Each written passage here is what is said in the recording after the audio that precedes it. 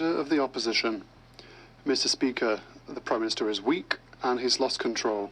He's lost control of our borders, of our freedom, of finances, and he's also lost control of his ministers. Indeed, we have learned that there is a squabble going on between the Minister for Finance, who wants a huge $40 billion deficit, and the Prime Minister, who wants a great deficit, a steroid-infused deficit that goes beyond $40 billion. Who's going to win this squabble, Mr. Speaker?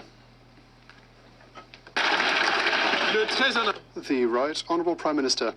Mr. Speaker, when a government delivers dental care to seniors throughout the country, it's the Canadians who win. When the government delivers a tax break for Canadians over the next 2 months, Canadians win. When we are here to invest in food for children in schools, children and parents throughout Canada win. The Canadians will not win when the Conservative leader votes against all these measures and refuses to help Canadians and only cares about his own future, not the future of Canadians. The Honourable Leader of the Opposition. The Minister for Finance does not agree. She promised that deficits would not go beyond $40 billion. She stated that she was against the Little Christmas electoral bauble to the tune of $6 billion. But the Prime Minister imposed this inflationist policy upon her. He admits that deficits fuel inflation. And that is the reason for which they have promised to keep deficits to $40 billion. Will he keep his promise? Yes or no? The Right Honourable Prime Minister. Mr. Speaker, the person in this room who is against helping Canadians is the Leader of the Opposition. He's voted against a tax break for Canadians. He voted against dental care, against food in schools, against investments in electric batteries, against investments that we are creating for clean energy and for more jobs in Canada. The Leader of the Opposition is against measures that actually help Canadians because all he cares about is himself. He doesn't care about Canadians. The Honourable Leader of the Opposition. This weak Prime Minister has lost control of the borders, lost control of immigration, lost control of spending, debt, and inflation, and now he's lost control of his own cabinet. We've learned in the Globe and Mail today that his finance minister is having her people speak out against him. She wants a large deficit of $40 billion. He, on the other hand, wants an even larger deficit on steroids, bigger than $40 billion. We know that Canadians are going to lose from all this inflation, but which one of those two is going to win?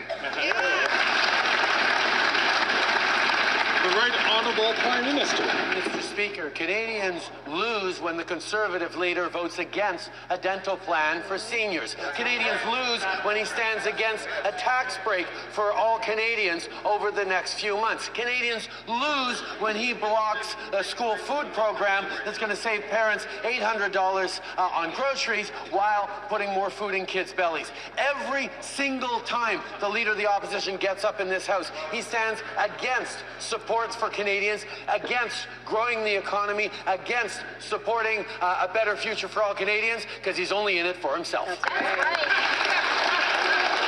The Honourable Leader of the Opposition. Well, it's not clear that the Finance Minister is actually in it with him. She said, according to the Globe and Mail, the Prime Minister's office has given internal direction for an aggressive and possibly costly policy agenda that threatens to blow past spending targets she has already publicly stated for the government. She promised the deficit would be capped at $40 billion, acknowledging that if it went over, it would cause even more inflation. That means hungry Canadians lined up at food banks. So once again, will the government meet the minister's promise to keep the deficit under $40 billion? Yes or no? The Right Honourable Prime Minister. Mr. Speaker, while Now we once again hear the Leader of the Opposition talking down Canada's economy, talking down Canadians. The Bank of Canada, it looks like it's going to be decreasing interest rates once again because inflation is back down within the target range. Mr. Speaker, the Leader of the Opposition is also perplexed because he doesn't let his own MPs speak out on anything that he doesn't stamp and approve. He has people follow them around with tape recorders so that they don't speak to media about anything that he doesn't pre-approve. That's not being Canadians' voices in this place, Mr. Speaker.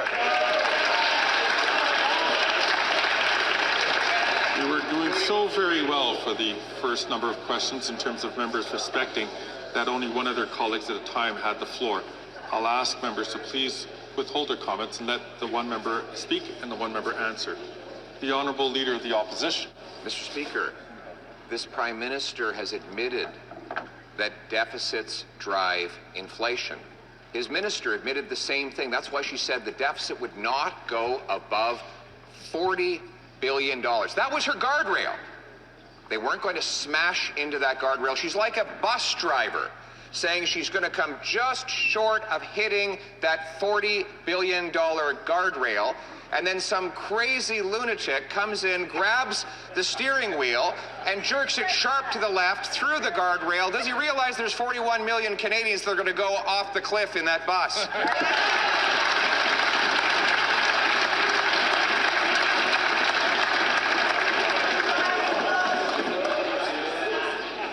Order. Order.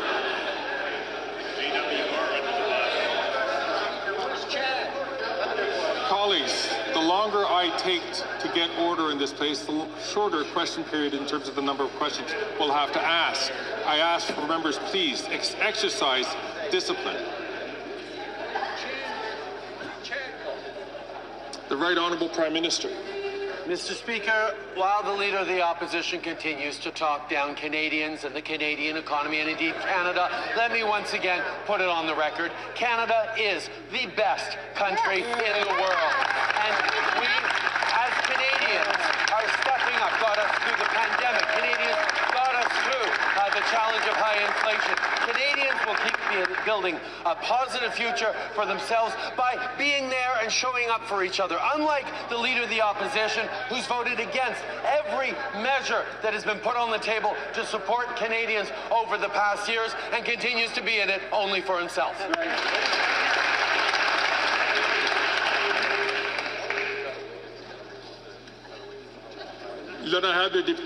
The Honourable Member for Belleuil-Chambly. Mr. Speaker, in the context of bullying and religious practices in schools, where people are asked to move to leave space for prayer, the Minister for Immigration says that the Premier of Quebec is always attacking Muslims. He keeps talking about the freedom of expression, but he seems to find it difficult to tell the difference between Notre Dame in Paris and a park in Montreal. What does the Prime Minister have to say about this? Is he for or against this kind of statement? The Right Honourable Prime Minister. Mr. Speaker, on this side of the House, we will always defend individual rights and freedoms and the Charter of Rights and Freedoms, the right to believe and to express oneself is something that our government will always defend. Of course, we will continue to protect these rights throughout our country. The Honourable Member for Belleuil-Chambly. For a bit more details, it's not a question of secularism versus one religion, but versus all religions. The vast majority of Muslims in Quebec are perfectly happy, integrated, and of course welcome in Quebec. The secularism of state institutions is there and is necessary for equality for all. Can the Prime Minister at least ask his minister to wait to see what the government of Quebec will do before he starts self-immolating in indignation? The Right Honourable Prime Minister.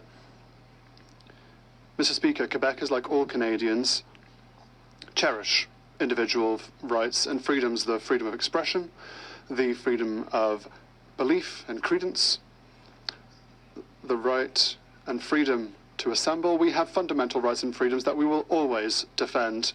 I understand that sometimes a community may be attacked, as we see sometimes with politics and policies throughout the country, but here the Liberal federal government will always defend individual freedoms.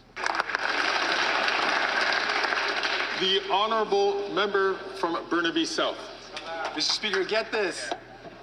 The Conservatives bring in a tax cut for the richest CEOs corporations, costing Canadians $60 billion, but they vote against taking the GST off of home heating and diapers. And the Prime Minister sided with them. Why does the Prime Minister side with the Conservatives and big corporations against working people? The Right Honourable Prime Minister. Speaker, we were equally puzzled when the Conservatives voted against a tax break for Canadians for the next few months. People are facing challenges right now, counting their pennies at the grocery store as they try to make ends meet. And this Parliament stepped up to deliver a tax break for all Canadians, but the Conservative leader forced his MPs to vote against a tax break for Canadians. So even though he wanders around the country talking about taxes, hanging out with certain questionable Diagolon folks, he continues to vote against the interests of Canadians.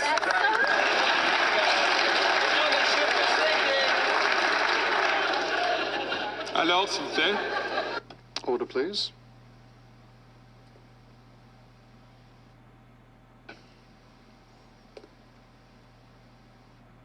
The honourable member for Burnaby South.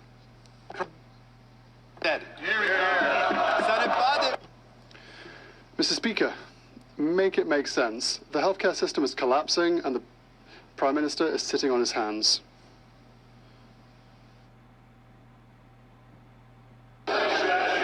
Colleagues, je peux pas I can't quite hear what the honourable member is currently saying.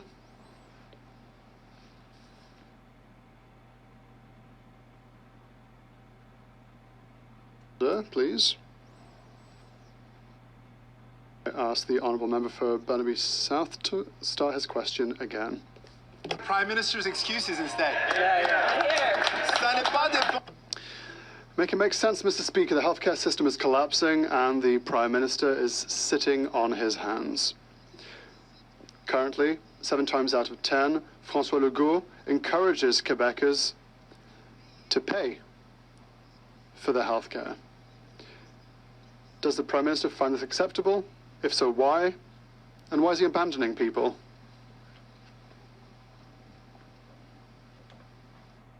The Right Honourable Prime Minister.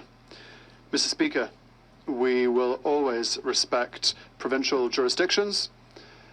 We have also invested $200 million.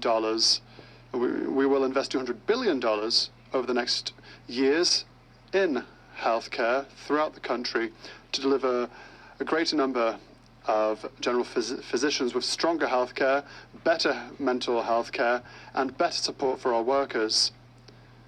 We are working for the healthcare system. We are here to defend our public healthcare system, and we are here to work hand in hand with provinces who want to deliver for better healthcare for all.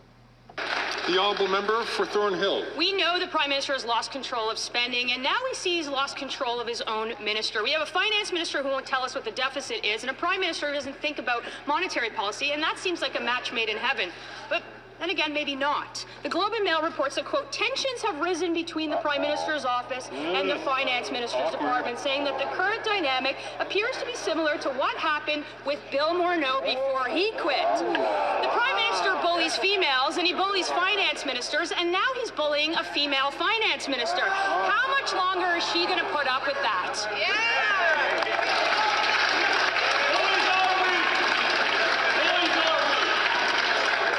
Alors, s'il vous plaît. Order, please. Members to take their seats. The honourable member from Lakeland, I'll ask her, please, to not take the floor unless recognized. The Honourable Deputy Prime Minister and Minister of Finance. Mr. Speaker, on this side of the House, we are united in Canada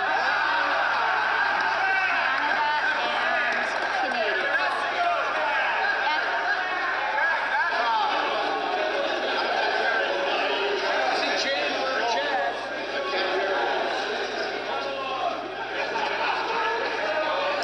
Colleagues, the chair has stood up for longer than a minute, which would be one question.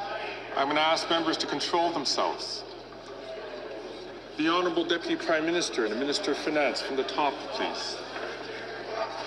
Mr. Speaker, on this side of the House, we are united in working hard for Canada and Canadians. And in fact, Mr. Speaker, the only would-be bullies in this House are directly opposite. But I am very comfortable standing up to them. I look forward, together with my colleagues, to tabling the Fall Economic Statement on Monday in this House. Thank you, Mr. Speaker.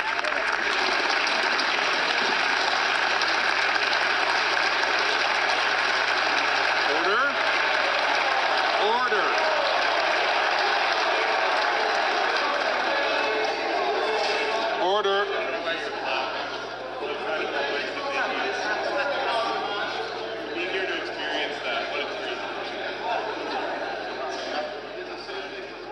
The honourable member.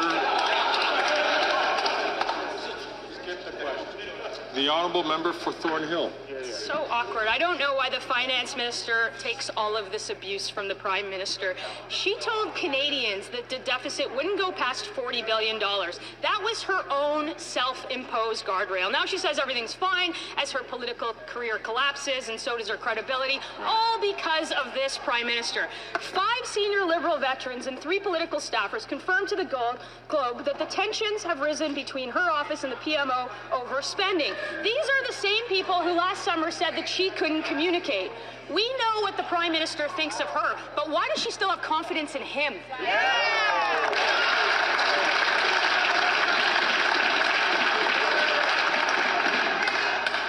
The Honourable Deputy Prime Minister and Minister of Finance. Mr. Speaker, on this side of the House, we are united. And on this side of the House, we recognize what a privilege it is every single day to work hard for Canada and Canadians and to defend the national interest. That is what we are focused on every single day. And I would urge the MPs opposite to remember, this is a challenging time in Canada and the world. It is not a time for cheap partisan games. The honourable member from Thornhill. It's the finance minister who said over and over again that she would not go over her self-imposed guardrail of a $40 billion deficit. Now the parliamentary budget officer says that's yet another broken Liberal promise. We have no idea who's in the driver's seat anymore, driving Canadians through that $40 billion guardrail off of a cliff as they pay more in inflationary spending on the backs of struggling Canadians. What we do know is that Canadians ought to take her driver's license away. I can give her another opportunity to prove that she can communicate. She can stand up here and tell us what the deficit is at the moment. The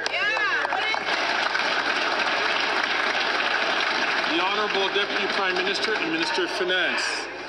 Mr. Speaker, I look forward to tabling the Fall Economic Statement in this House on Monday. And in the Fall Economic Statement, we will show that the government is maintaining its fiscal anchor, specifically reducing the federal debt as a share of the economy over the medium term. In addition, I expect the debt to GDP ratio we projected in the spring budget for fiscal year 23-24 will be met. Canada has the lowest debt to GDP ratio in the G7, the lowest deficit in the G7. This is good news for Canadians.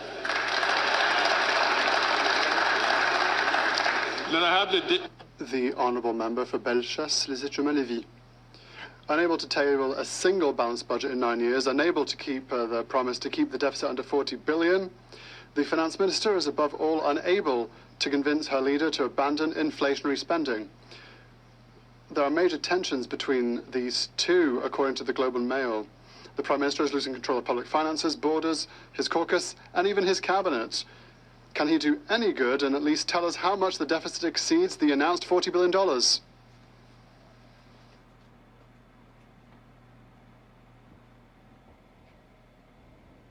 Honourable Deputy Prime Minister and Minister for Finance. Mr. Speaker, I will be tabling the Fall Economic Statement next Monday in this very House. And in this economic statement, we show that the government maintains its budgetary anchor. More specifically, reducing the federal debt on average in the economy. I expect the debt-GDP ratio that we've forecasted to be respected for 2023-2024. The Honourable Member for Bellechasse-les-Chemins-Lévis. Mr. Speaker, the Minister of Finance waits until the eve of the end of the parliamentary session to table her economic update. We've seen more courageous people in this House because bad news awaits. And the Globe and Mail tells us that the Prime Minister wants to radically increase spending and that his Finance Minister is failing to make him see reason. The Parliamentary Budget Officer has said it. The deficit will be much higher than the $40 billion announced. How big is the deficit?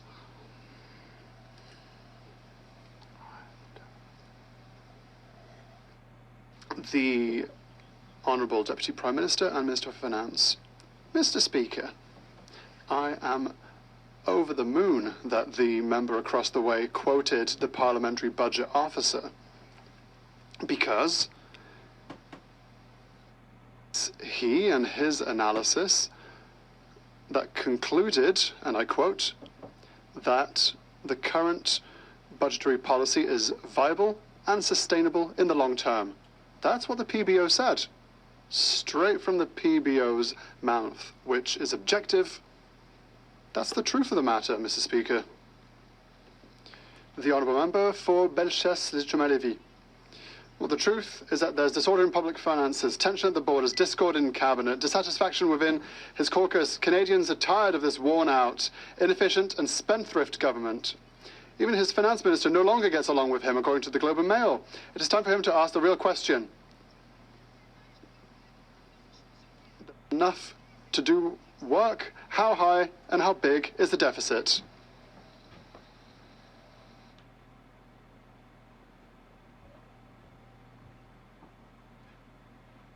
The Honourable Deputy Prime Minister and Minister for Finance.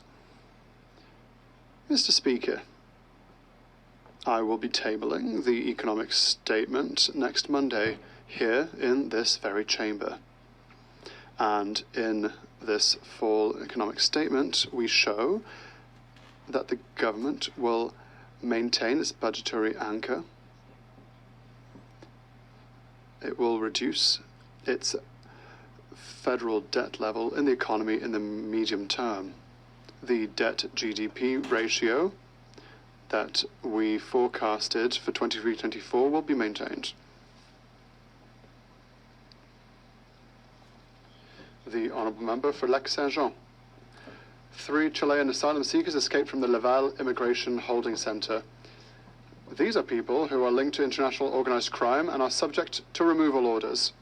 These 3 escapees join a long list of nearly 750 asylum seekers in Quebec who are inadmissible for security reasons, but whom the federal government is not deporting. We're talking about people who are putting the public at risk.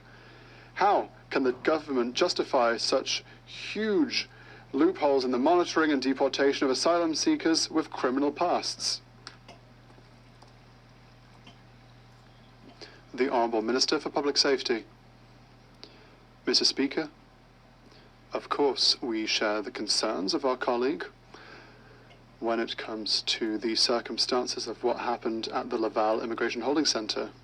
I've asked the CBSA to immediately examine and revisit the security measures in this holding centre. We tripled the number of guards. We changed protocol with regards to the access of certain people to certain parts of the holding centre, and we will continue to make sure that this situation will not happen again. The Honourable Member for Avignon-la-Métis, Matane-Matapédia. The 750 nationals with criminal past that the federal government is unable to deport from Quebec are just the tip of the iceberg, Mr. Speaker. In 2020, the Auditor General denounced the CBSA's failure to investigate the whereabouts of people who were supposed to be deported. I quote Ms. Hogan, "At least 70% of cases involving criminals had not been reviewed annually, and 75% of cases involving failed asylum seekers had not been reviewed every 3 years as they should have been." Mr. Speaker, clearly the agency is unable to act. Is it because of a lack of resources or a lack of political will? The Honourable Minister for Public Safety. Mr. Speaker, it will come to no one's surprise. It's not one or the other. It's a circumstance that many other countries have seen in the world with an increase of asylum seekers. However, we do accept the responsibility under our statutes. We must make sure that certain people who are a threat for Canada's public safety, make sure that they are detained before they are sent out of Canada, and that is exactly the kind of investments that we're doing now, and we'll continue to guarantee the safety of everyone.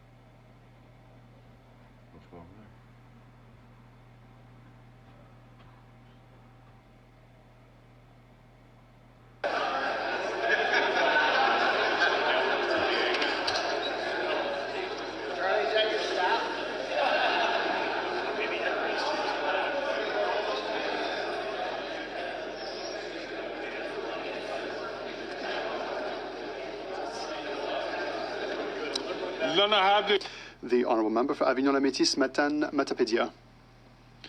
The question of political will is still valid. The Globe and Mail reported last winter that since 2016, so barely a month after the new Liberal government came into power, 14,609 people had been issued deportation notices. Of these, 9,317 were still in Canada in May of 2023. Imagine, during almost the entire Liberal reign, 64% of inadmissible people were never even deported. At this point, deportations of people with a criminal past are virtually voluntary, it seems. Why would defying a deportation notice, even for years, be of no consequence under the Liberals? The Honourable Minister for Public Safety. Speaker, our colleague knows full well that deporting people without a legal status in Canada and who have violated criminal law is a significant responsibility that we accept, and we have to work with our police bodies, our law and order bodies. We are also working with our partners in a number of provinces to make sure that we can detain people who are a real threat for public safety with a view of expelling them from Canada, and I trust they will be able to continue this work. The Honourable Member for Calgary Forest Lawn. The spending spree spat between the Finance Minister and the Prime Minister has spilled into the public, according to the Globe and Mail. The PBO confirmed the Prime Minister forced this Finance Minister to blow through her $40 billion fiscal guardrail promise, taking Canada's finances off a cliff. And now he wants her to bury the bad news of their deficits in the dark days of December next Monday. How bad is the deficit?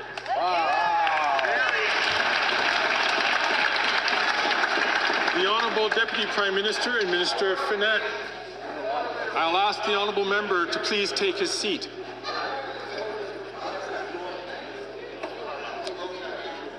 The Honourable Deputy Prime Minister and Minister of Finance. Mr. Speaker, I was actually about to ask, are they giving out Christmas presents for alliteration? I mean, we're supposed to be talking about serious issues here. I am, though, glad that the member opposite has spoken about the parliamentary budget officer, because Just a few weeks ago, in his independent analysis, the Parliamentary Budget Officer concluded, and I quote, "Current fiscal policy in Canada is sustainable over the long term." That's the conclusion of the PBO that was just cited by the member opposite, and it's good news for Canadians.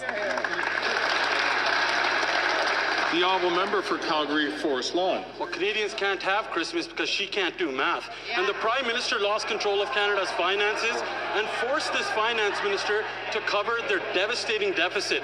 The spending tensions between her and the Prime Minister will have her getting the Bill No More treatment. And Canadians have to foot the bill for this spending spree separation. We know she already blew through her $40 billion fiscal guardrail promise. But what is the deficit number?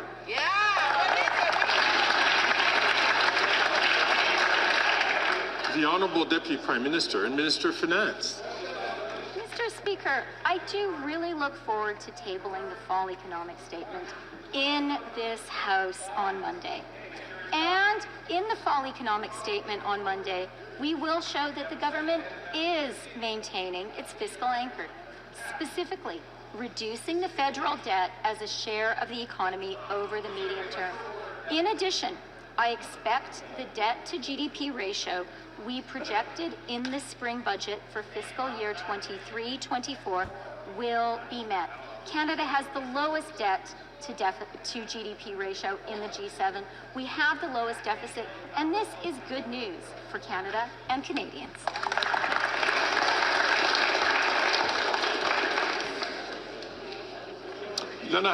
The honourable member for Mégantic-L'Érable. After 9 years of this Prime Minister, supported by the Bloc, the Liberal government is in full meltdown. The Prime Minister and his Finance Minister are at loggerheads, and both have lost control of the country's public finances. The Finance Minister has made a promise. The Liberal government's deficit will not exceed $40 billion. The Prime Minister couldn't care less about the consequences for Canadian families. A simple question. While he's still here, what is the deficit? Who won?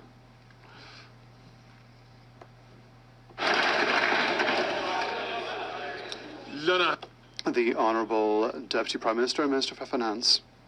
Mr. Speaker, Canadians will win. Why? Because our government is united. Our government is working all together to deliver the goods for Canadians. With dental care, with early childcare,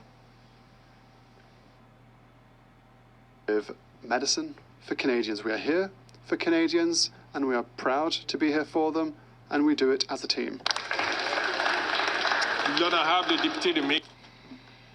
The honourable member. Mr. Speaker, the Prime Minister doesn't even seem to want to listen to what the Minister of Finance has to say. There's infighting on the other side of the House. The Globe and Mail has said that 5 Liberal Party veterans and 3 political staffers have confirmed that tensions are growing between the Minister of Finance's office and the PMO.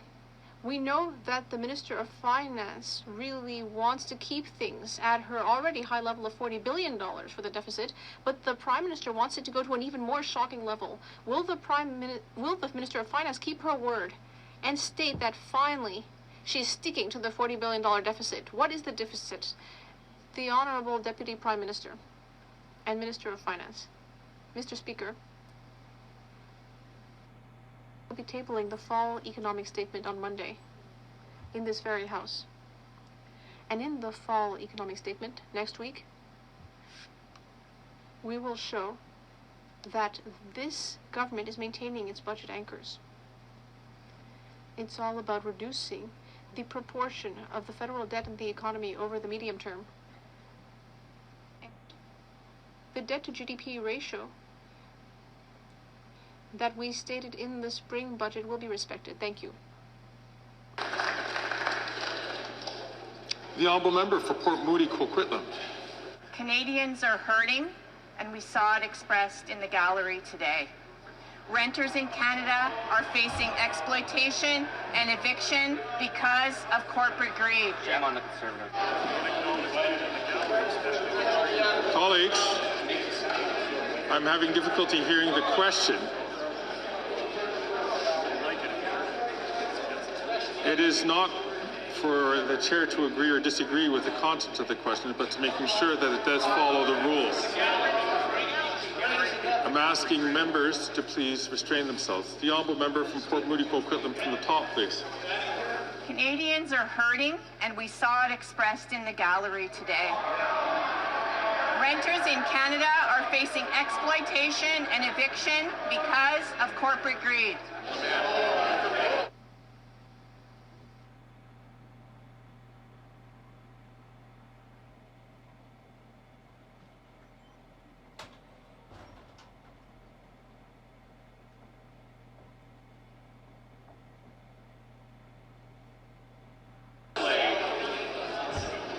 I'm going to invite the honourable member to rephrase her question. I just want to remind the member that we should not make reference to what has or has not happened in the galleries today to ensure that Canadians, to ensure that this behaviour is not repeated. The honourable member from Port Moody Coquitlam. Canadians are hurting, and we saw it expressed in the gallery today.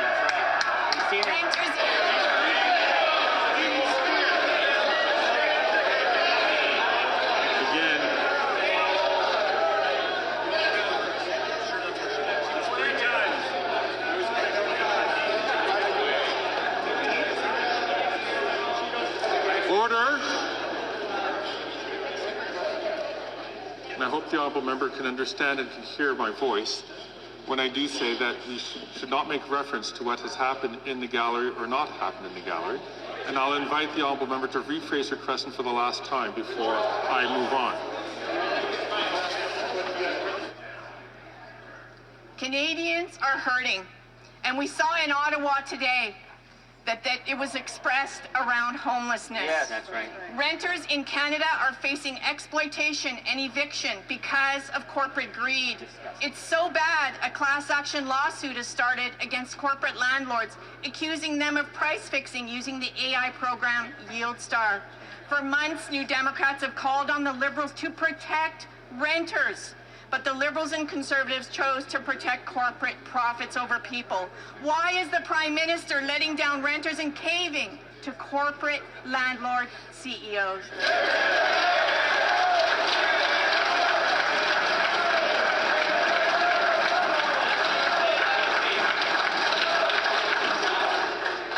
The Honourable Minister for Housing, Infrastructure and Communities. Mr. Speaker, no one in this country is choosing to be homeless. No one is choosing to live in an encampment. We know that the cost of housing has gotten too high. That's why we are putting billions of dollars of investments on the table to help build out more affordable housing, to help community entities actually provide services to people who do not have a roof over their head. What's fascinating, Mr. Speaker, is the Conservatives seek to make a joke out of a very serious issue such as homelessness. We're going to be willing to do the hard work to build more homes, including the most vulnerable. And as the jeering continues, Canadians should be ashamed of the behavior of the Conservative Party, who use homeless people as props in this country.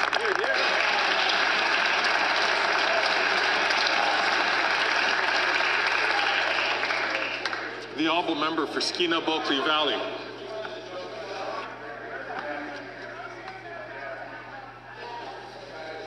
Colleagues, the honourable member from Skeena Bulkley Valley. Mr. Speaker, in January, Air Canada will become the latest big airline to charge junk fees for basic services like checked baggage. And the minister's reaction to this? She's taking a page from the industry minister's playbook and going to sit down with the CEOs and ask very nicely if they would please change their ways. It didn't work for grocery prices, and it's not going to work for these airlines' junk fees. It turns out the minister has the regulatory power she needs to stand up for Canadians that are tired of being gouged. Will she use it? Hear, hear!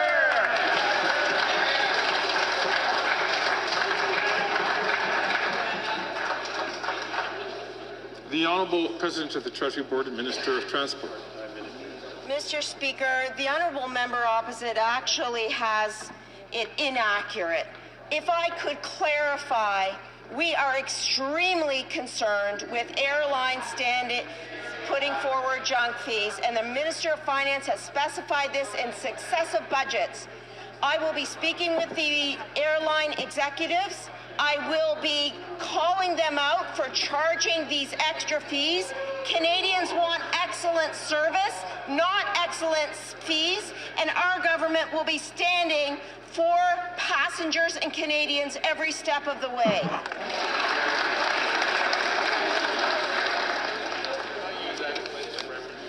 The honourable member for Davenport. Mr. Speaker, Canadians received great news last week about a temporary tax break we are implementing for all Canadians. Our government is exempting essentials like groceries, snacks, children's clothing, and gifts from the GST starting December 14. This will deliver tangible and immediate support to Canadians struggling with the cost of living. Can the minister share why all members of this House should support this tax break? The Honourable Deputy Prime Minister and Minister of Finance. Thank you, Mr. Speaker, and I would really like to thank my neighbour, the Honourable Member for Davenport, for that great question and for her very hard work on behalf of her constituents. It's expensive to raise a family, especially around the holidays, so our government is stepping up to support Canadians by giving them a tax break. This includes children's clothing, diapers, and car seats. And with the holidays coming up, we're also making children's toys, puzzles, books, and board games tax-free. For a party that claims to want to lower taxes, the Conservatives sure seem keen on taxing Canadians' holidays. Why won't the Conservatives support them? The honourable member for Wellington Halton Hills. Mr. Speaker, the Finance Minister said that the government would not crash through the deficit guardrail. The Globe reports today that all the Prime Minister's new spending is upending the deficit target and that finance officials view it as unwise and making little sense. Tonight, we vote on $24.8 billion in new spending. So will the Finance Minister tell us why we should vote for something that upends the deficit target, that is unwise, and that makes little sense? Yeah, way to go! The Honourable Deputy Prime Minister and Minister of Finance. Mr. Speaker, I do look forward to tabling the fall economic statement in this House on Monday. And in next week's fall economic statement, we will show that the government is maintaining its fiscal anchor, specifically reducing the federal debt as a share of the economy over the medium term. In addition, I expect that the debt to GDP ratio we projected in the spring budget for fiscal year 23-24 will be met. Thank you, Mr. Speaker. The honourable member for Wellington Halton Hills. Mr. Speaker, the Globe also reports that the Finance Minister and the Prime Minister are at odds over all this new spending. It reports that the Prime Minister's office has viewed the Finance Minister as ineffective in communicating, and also stated that a senior Liberal said that the current dynamic appears to be similar to what happened to Bill Morneau before he resigned in 2020. John Turner resigned as Finance Minister in 1975 when he was at odds with the Prime Minister. Simple question: does the Finance Minister still have confidence in the Prime Minister?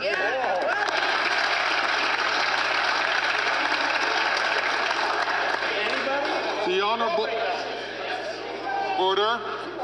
The Honourable Deputy Prime Minister and Minister of Finance. Yes.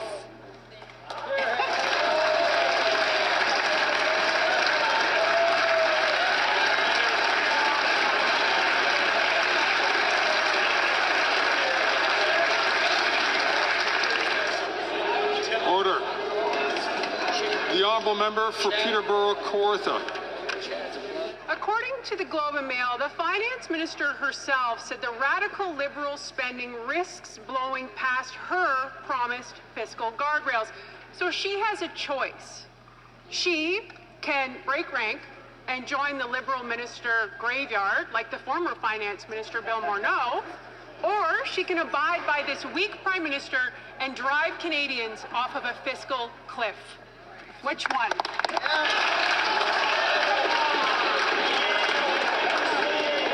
Order. The Honourable Leader of the Government in the House of Commons. Mr. Speaker, what we are seeing from the Conservatives is an attempt to distract from the fact that when they have an opportunity to support a tax reduction for Canadians, they actually voted against it, Mr. Speaker. They talk out of one side of their mouth and do the absolute opposite all of the time, Mr. Speaker. On this side of the House, we are absolutely united in our support for Canadians, and over the holidays, we are proud to offer them a GST holiday to make sure that they can have toys and clothing and car seats and diapers at a reduced price for their children, and that's what matters to us. Thank you, Mr. Speaker. I'm going to ask the Honourable Member for Barrie Innisfil, please, to not take the floor. The Honourable Member for Peterborough-Kawartha. Mr. Speaker, you can't spend your way out of debt. The fact that the Conservatives have to say that to the Finance Minister speaks volumes to why we have record high usage of food banks in this country. She has a choice today, and everyone knows there's tension. She promised a guardrail of $40 billion, which in itself is outrageous. Bill Morneau, the former Finance Minister, was in the same position, and he wouldn't abide by that weak Prime Minister, and he quit. The question is, will she have the courage to do the same and stand up for Canadians, not that Prime Minister?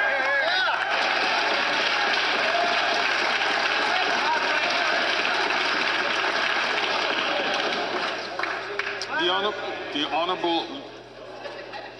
Honourable Leader of the Government in the House of Commons. Thank you, Mr. Speaker. Mr. Speaker, the only people who are engaging in bullying tactics in the House are the members of the Conservative Party of Canada.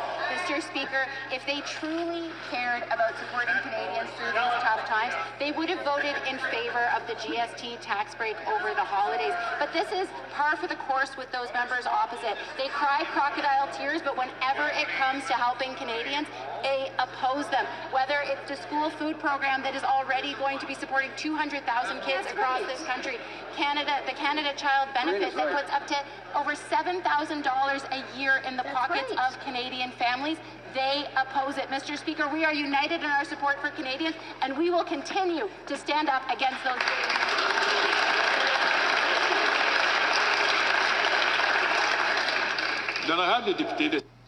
The Honourable Member for Saint-Hyacinthe-Bagotte. Mr. Speaker, we've had the Arrive Can fiasco, but now we have the fiasco at the CBSA. This was a customs clearance application, and it broke down 22 times in the first 30 days of its use. It completely paralyzed imports and was a total failure, despite the fact that it cost 50% more than planned, with inconclusive tests and hidden documentation. Trade Committee has unanimously, including the Liberals on the committee, asked the AG to look into this. Will the Minister listen to his own colleagues and agree to the AG investigation? The Honourable Minister of Public Safety. Mr. Speaker, I don't want to correct my colleague, but when he says that the committee adopted a motion unanimously, we would have thought that would include our Liberal colleagues, which confirms the fact that we want parliamentary committees to stand up and respect the independence of the Auditor General as well. If she decides to look into this, of course the government will be happy to look into it. Expect the AG to do excellent work as she always does. The Honourable Member. Well, yesterday when the Minister answered, he praised our border agents for their hard work, and we also agree that they should be praised for that, but we're not so sure about their bosses and their offices. The CBSA was already under the spotlight with ArriveCan, but today the problem is the CARM application, with all of its various budget and functioning problems. Because ArriveCan at least worked, CARM doesn't even work, and if it takes Ottawa as long to fix this as it took to fix the Phoenix pay system, our businesses will have hell to pay. Will the Minister do something about this? L'Honorable Ministre de Sécurité Publique. The Honourable Minister of Public Safety. Mr. Speaker, we are always looking for solutions. As my colleague very well knows, this system replaced an outdated 36-year-old system, which might have broken down at any moment on a broad scale. it is used to evaluate $40 billion in taxes and tariffs every year. This government is always looking to secure a system that is so important for the Canadian economy. We quickly deal with all problems in order to give importers quick answers, and we will continue to do so. The honourable member for Lambton Kent Middlesex. Speaker, the NDP Liberal government recklessly pushed through their costly temporary GST tax trick that's going to hurt our small businesses, and they're trying to buy votes with a $250 check. But the finance minister's own department called this over $6 billion spend, quote, fiscally unwise, and described it as making no fiscal economic sense. Because of spending like this, we know that the finance minister is going to blow through her $40.1 billion fiscal guardrail. So will she confirm that her deficit won't be a penny over $46 billion? The Honourable Minister for Small and Medium-Sized Enterprises. Mr. Speaker, this is coming from a member whose leader calls our government supports big fat government spending. When it's time to step up, the Conservative Party never steps up to support small businesses. We have cut taxes for small businesses from 11% to 9%, saving small businesses $6.3 billion every single year. We are putting more money back into the pockets of small businesses through our Canada Carbon Rebate. That's $2.5 billion going out to 600,000 small businesses across the country. We will always be there to support them, Mr. Speaker. The honourable member for Lambton Kent Middlesex. Well, Mr. Speaker, you know Canada is about to be sent over a fiscal cliff when the Liberals can't even do basic math. Mr. Speaker, that's why tensions are rising in the Liberal caucus. The finance minister is as unfit to lead as her boss. Maybe that's why the Prime Minister is making unilateral financial decisions. So will the finance minister continue to go blindly and continue to put Canada decimate our economy, or will she actually show some leadership and stick to her $40 billion fiscal guardrail? Hear, hear. The Honourable Leader of the Government in the House of Commons. Thank you, Mr. Speaker. Mr. Speaker, again, on this side of the House, we are putting Canadians first. That's right. That is what we have done for the last 9 years in understanding when times are tough, we are there for Canadians. Mr. Speaker, what we hear from Conservative members of Parliament is that when times are tough, they look to take supports away from Canadians, not to be there for them. We will not allow that to happen, Mr. Speaker. We're going to continue to be there for Canadians every step of the way. Thank you, Mr. Speaker.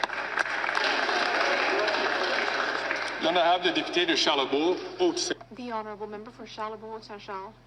Mr. Speaker, according to the Globe and Mail, there is more and more tension between the Prime Minister and the Minister of Finance about ideas like this electioneering vote-buying effort to reduce or to remove the GST over the holidays. And even federal public servants or their own staffers are saying that this $6 billion cost is fiscally imprudent. We know that the Prime Minister has completely lost control over the finances. Does the minister understand that she needs to stop to this Prime Minister's crazed requests? The Honourable Minister of Public Services and Procurement. Well, as we've heard from the Minister of Finance on several occasions, this is a matter of fiscal accountability. Because here in Canada, we have the best fiscal record of any country in the G7, including the debt to GDP ratio, the deficit to GDP ratio, as well as debt interest costs. Interest rates are going down, inflation is going down, employment is going up.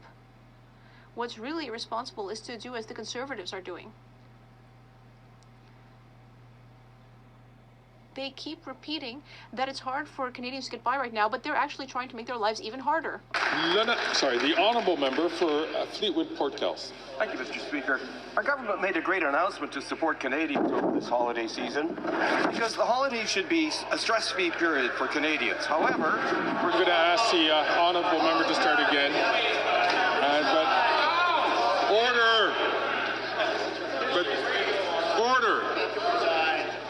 But this is a good time to remind all members to be very careful about objects that they put on their microphones, as it hurts the ears, which are the tools of our interpreters.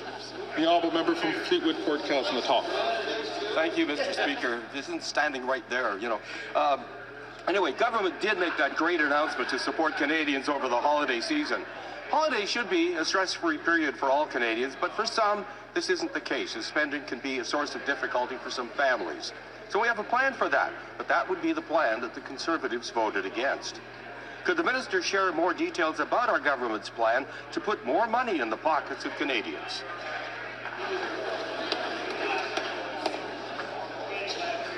Oh, sorry. The Honourable Minister for Mental Health and Addictions. Thank you, Mr. Speaker. I'd like to thank the member for his question and also for the hard work that he does on behalf of his constituents and Canadians. We will always be there for Canadians, Mr. Speaker, for families and businesses in good times and in the hard times. Twice we've offered tax cuts to the middle class, and twice the Conservative leader has voted against them. Today, with the GST cut, we're providing even greater support for families and businesses. You'd think with all the slogans and the childish shouting, this would be a no-brainer for the Conservatives, but they voted against this tax cut. They vote against Canadians. We are here for them. Thank you, Mr. Speaker. The Honourable Member from South Shore St. Margaret's. The Globe and Mail is reporting a big fight between the Prime Minister and the Minister of Finance.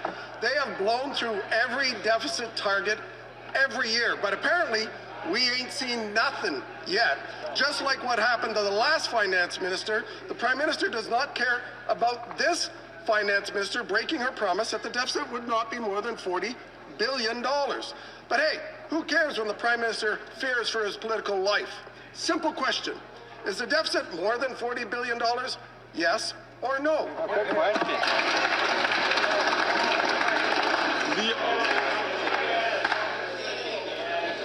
Order.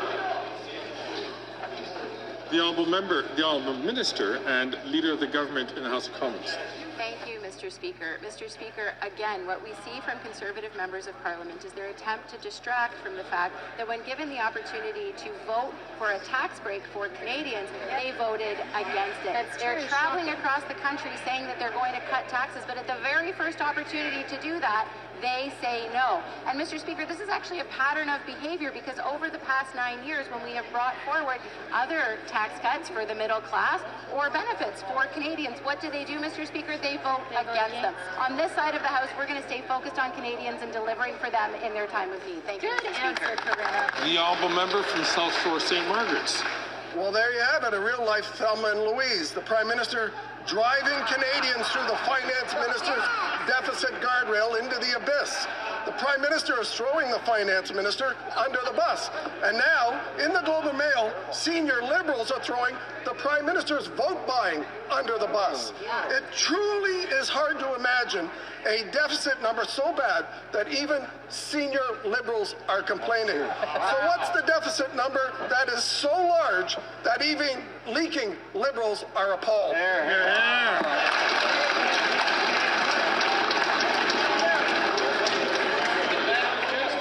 The Honourable Order. The Honourable Minister of Justice and Attorney General. Mr. Speaker, I've been listening patiently during this entire question period, and I've heard a lot of attacks of the Minister of Finance. I'll tell you why we support that incredible female leader, because what does she do? She empowers women around this country. How does she do that? She puts in place programs like a Canada Child Care program.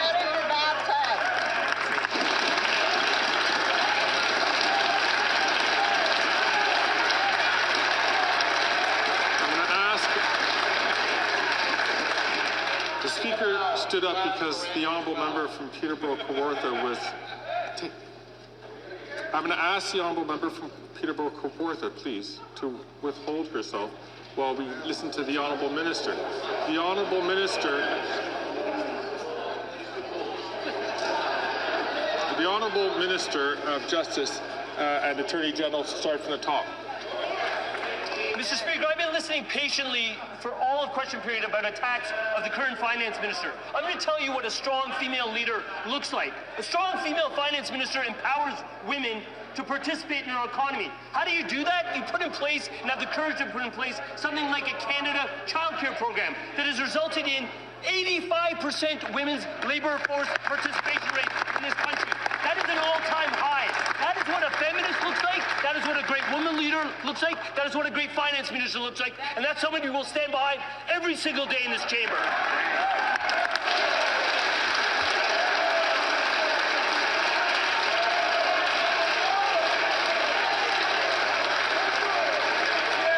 Order. honourable member for Charleswood St. James, Assiniboia Headingley. The Globe and Mail has reported that tensions are on the rise, that this weak Prime Minister is forcing the Minister of Finance to spend even more. The Minister promised Canadians, out of her own mouth, the deficit would not exceed $40 billion. Now it's clear she's crashed right through that guardrail. Canadians deserve to know how much the deficit is. Don't make them wait until Monday. Tell us the number now. Yeah, way to go! Once again, I'll just remind all members to appoint the question through the chair. Order, please. Order, please. The Honourable Leader of the Government in the House of Commons. Thank you, Mr. Speaker. Mr. Speaker, that member knows very well that we are bringing forward the fall economic statement next Monday, and we are very much looking forward to the Finance Minister presenting that to this House. And we are exceptionally proud of the record of this government, of which the Finance Minister has been an incredible leader in, Mr. Speaker, whether it comes to the Canada Child Benefit, childcare for Canadians, a national school food program, supporting Canadians and businesses through the worst pandemic in our lives, Mr. Speaker. She was at the helm of that, led us through those difficult times, and we know that together we will continue to support Canadians and lead them through these tough times.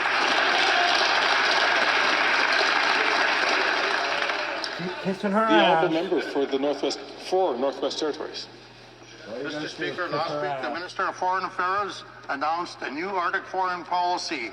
It reflects the reality of our region and was developed in partnership with Indigenous governments as well as Arctic and territorial partners.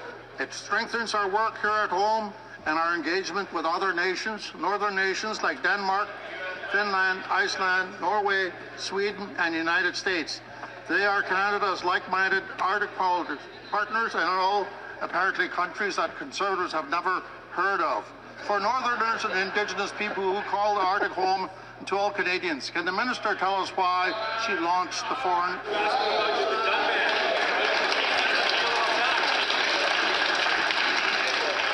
The Honourable Minister for Foreign Affairs. Thank you, Mr. Speaker. Allow me to thank the MP for the Northwest Territory.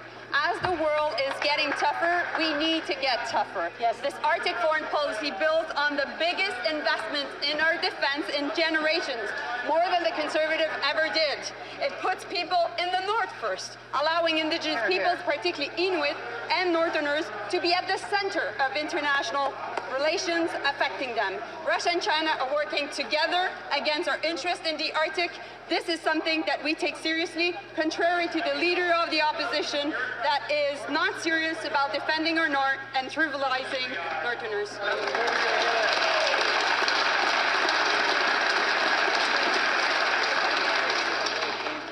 The Honourable Member for Foothills, please.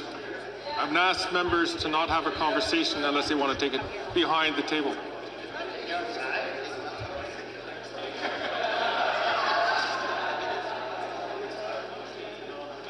The Honourable Member for Timmins James Bay. Kidd Mine in Timmins has been an economic driver in the north for the last 60 years, but the end is near, and we need to prepare for what comes next. Northern Ontario is no stranger to heartbreak, mine and mill closures, but it doesn't have to be this way in Timmins. We have a huge opportunity to shift investment to the Timmins Nickel Project. That's a project that ticks all the boxes: critical minerals, job creation, and supportive infrastructure. So to the Minister, will he commit to work with the city now to ensure that there are no delays in transitioning Timmins to a stronger and more sustainable future? The Honourable Minister for Natural Resources and Energy. I want to thank my honourable colleague for the question. Certainly, critical minerals, including very much the Crawford Mine, offer enormous opportunities across this country.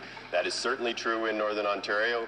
The Crawford Mine is something that is a very important project moving forward. We just announced an investment of the Critical Minerals Infrastructure Fund in the Crawford Mine, and I'm certainly very happy to sit down with the folks in Timmins to have that conversation. The Honourable Member for Edmonton Strathcona. Mr. Speaker, late Friday, we learned that the Vista Thermal Coal Mine expansion in the Rocky Mountains is going ahead without an impact assessment. This despite the fact that the former minister promised me over the twice over the past 4 years that they would do that. Albertans don't want coal mining in the Rocky Mountains. This government pretends to care about our environment, even while making false promises to stop mining thermal coal and stop polluters in our beloved Rocky Mountains. When will the minister protect our Rocky Mountains instead of protecting the profits of billionaires? The Honourable Minister of the Environment and Climate Change. Thank you, Mr. Speaker, and I thank my colleague for her question. As she is well aware, the Supreme Court last year directed the government to review some of the elements under the Impact Assessment Act of Canada, which is what we've done. We still have a commitment to phase out coal thermal export by 2030, Mr. Speaker, and she also knows that 10 Indigenous... And ask the Honourable Member who just asked a question to please, who had an opportunity to ask a question, to please extend that same opportunity for the person to answer it. The Honourable Minister can take it from the top.